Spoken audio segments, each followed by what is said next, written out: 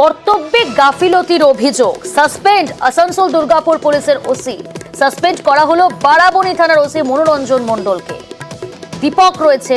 দীপক, ঠিক কি কারণে তাকে সাসপেন্ড করা হলো?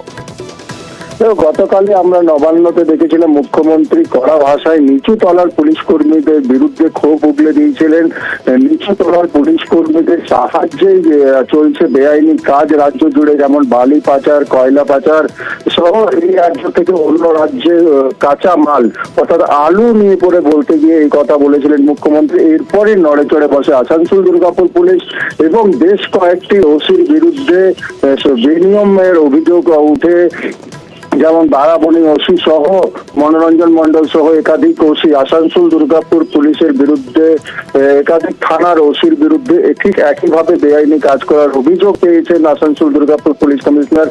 তারপরে তাদেরকে সাসপেন্ড করা হলো।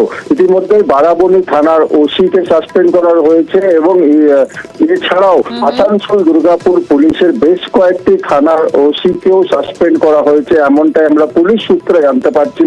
যদিও এখনো পুলিশ পরিষ্কার ভাবে জানায়নি কি কোন কোন থানার ওসিকে সাসপেন্ড করা হয়েছে, কিন্তু বারাবণী থানার ওসি মনোরঞ্জন মণ্ডলকে সাসপেন্ড করা হয়েছে। এছাড়াও সাসপেন্ডের তালিকায় একাধিক ওসির নাম রয়েছে।